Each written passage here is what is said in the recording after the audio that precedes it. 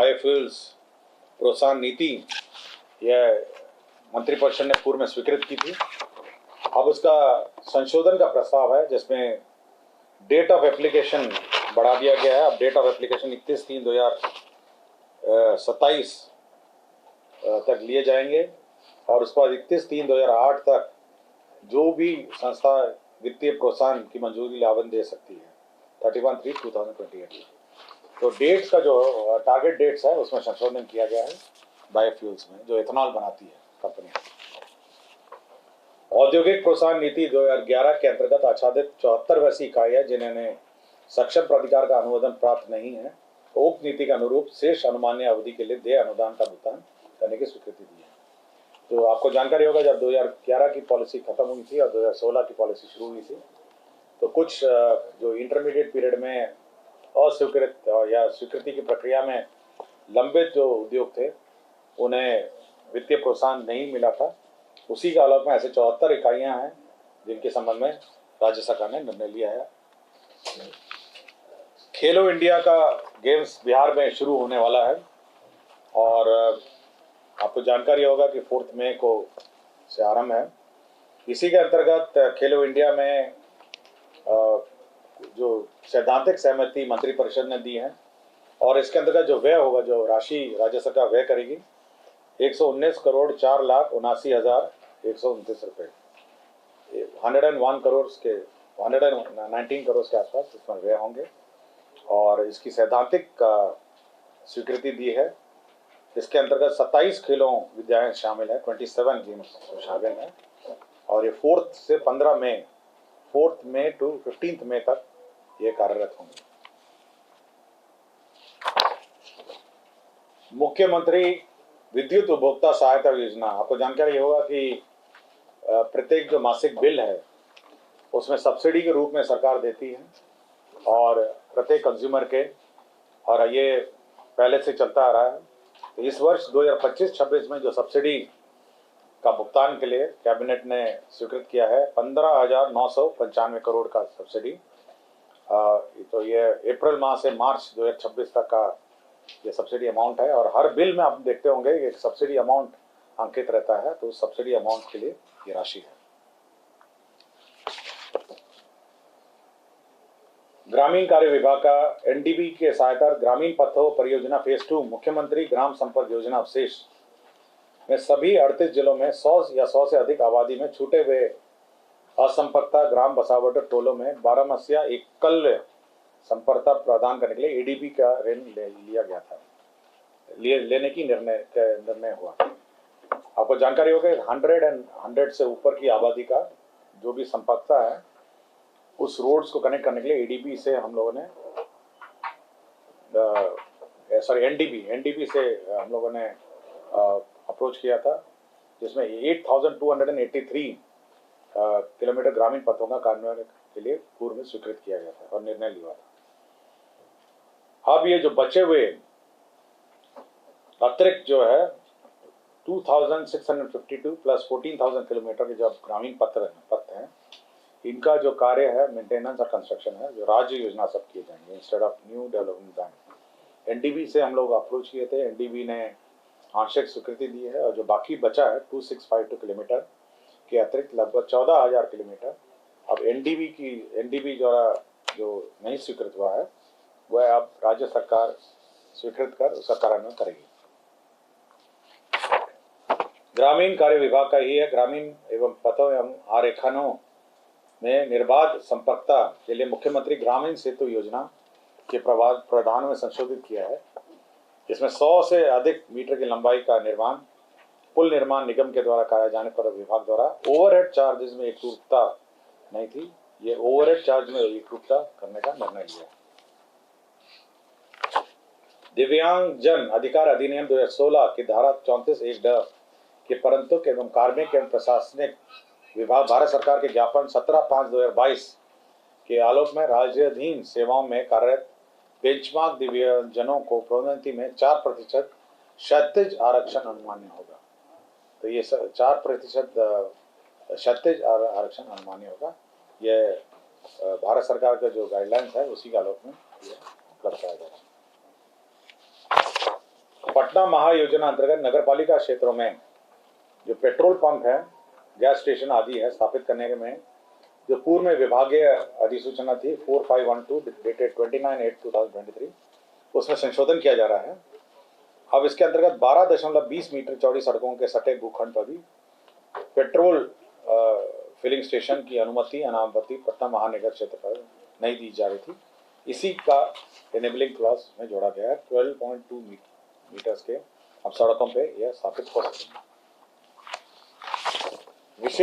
बिहार विशेष भू सर्वेक्षण एवं बंदोबस्त संशोधन नियमावली 2025 की स्वीकृति दी गई थी।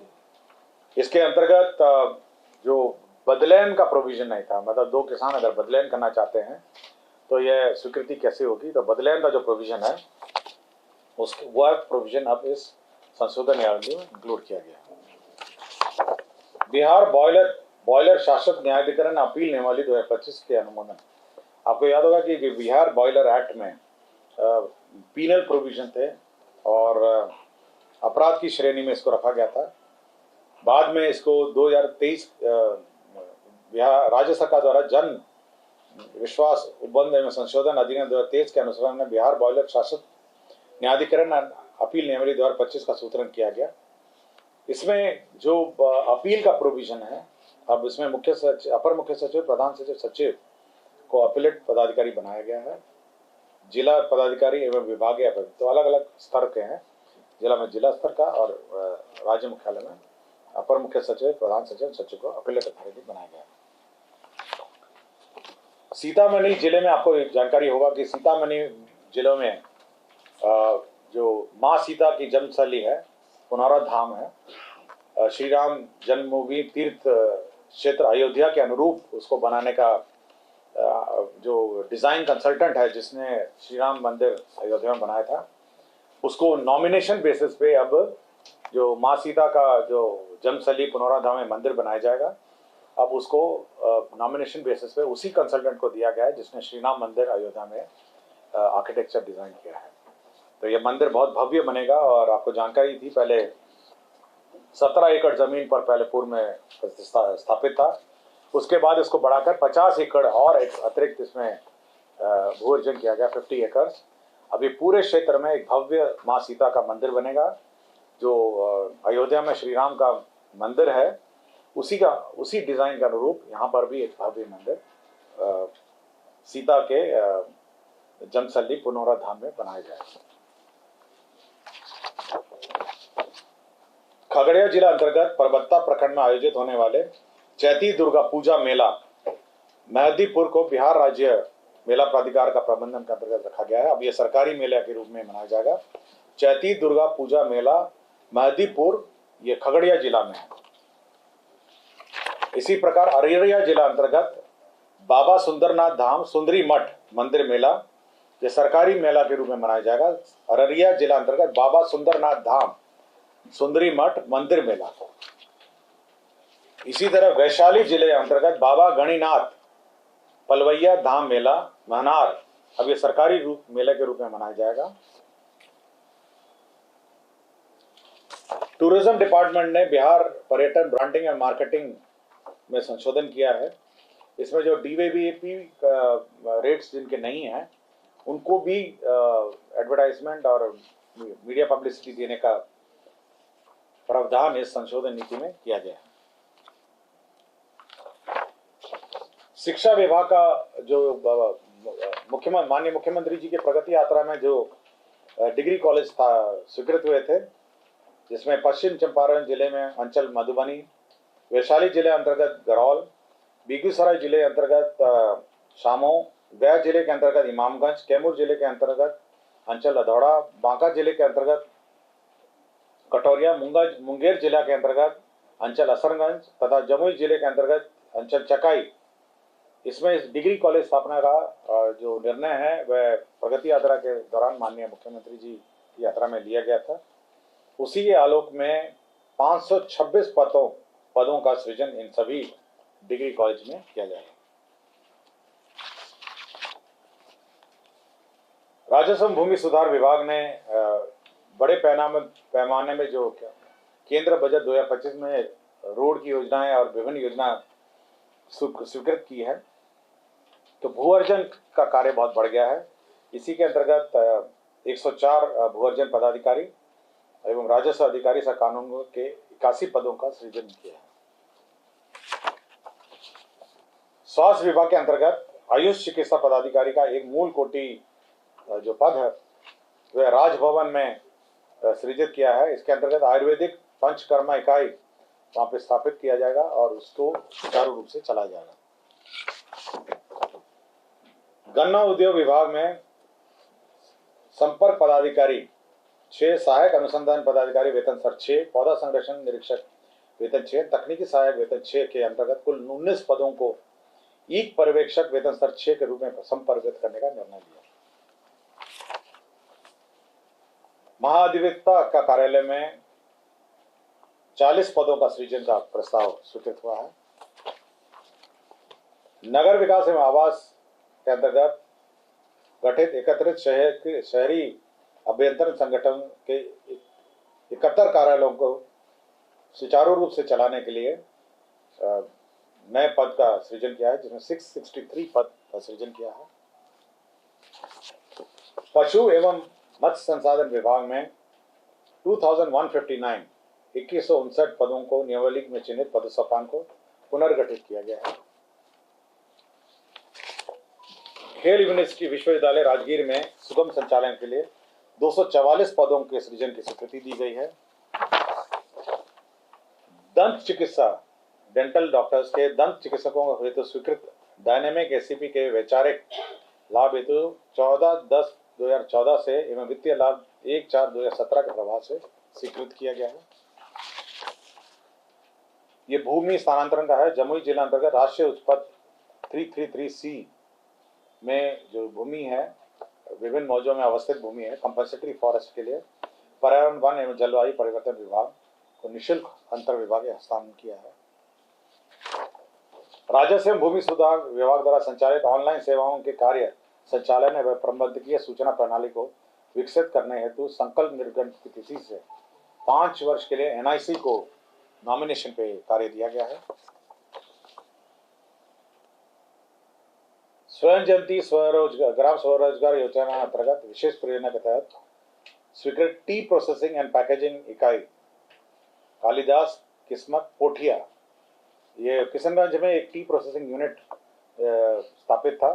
ये स्वयं जयंती ग्राम स्वरोजगार योजना, अब इसका संचालन जीविका द्वारा किया जाएगा, इसलिए इस जीविका को इसको स्थानांतरण किया जाना है। टी बोर्ड के साथ भी एग्रीमेंट हो गया है। अब ये जो टी प्रोसेसिंग यूनिट है किशनगंज का, ये कालिदास किस्मत पोठिया में, उसका संचालन अब जीविका द्वारा किया जाएगा। कृषि विभाग का बिहार कृषि अधिनियम सेवा कोटि 1 शस्य संशोधन नियमावली 2025 के गठन की स्वीकृति दी गई है। बिहार कृषि विभाग आशुलिपिक संवर्ग भर्ती प्रोन्नति एवं सेवा क्षेत्र नियमावली 2025 का गठन किया गया है। डॉक्टर सत्येंद्र कुमार सिन्हा चिकित्सा पदाधिकारी अतिरिक्त प्राथमिक स्वास्थ्य केंद्र केटवसा मुजफ्फरपुर के विरुद्ध विभागीय कार्रवाई के अंतर्गत उन्हें बर्खास्त किया गया था।